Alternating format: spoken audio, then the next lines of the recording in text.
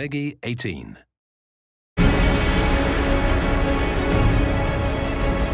Bioware's known for these, fantastic characters people really identify with. So can you tell me a little bit about the journey from initial conception all the way through to the final game? Character creation is it takes a huge amount of iteration on the part of many departments to really come with a finished and believable character that people will identify with. Each time the breach expands, your mark spreads, and it is killing you.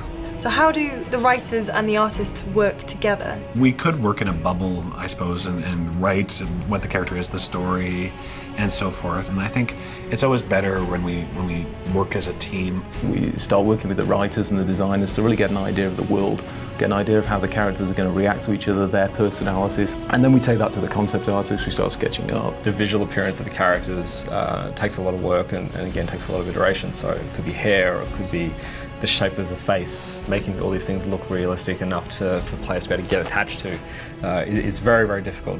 But you definitely see it sort of moves along, and then suddenly it's like bang, and it's unreal, and you're like, wow, that's amazing.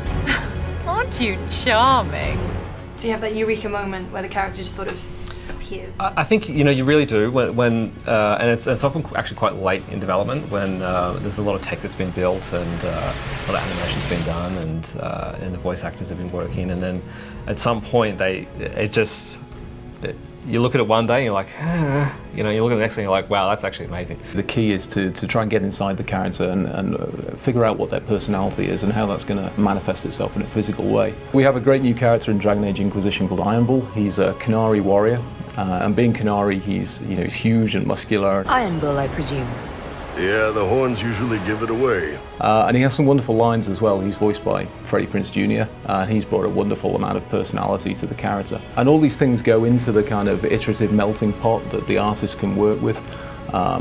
So for instance, Ironbull he only has one eye, he has an eye patch, so it instantly suggests that there's a backstory around Ironbull. How did he lose it? Why does he adopt the patch? And those kind of little sort of creative tweaks can really influence people's perceptions of a character, and they can go all the way through from just his physical manifestation to the clothing that he wears, to the equipment that he carries, and of course when you get actually into the game and playing it, the moves that he makes.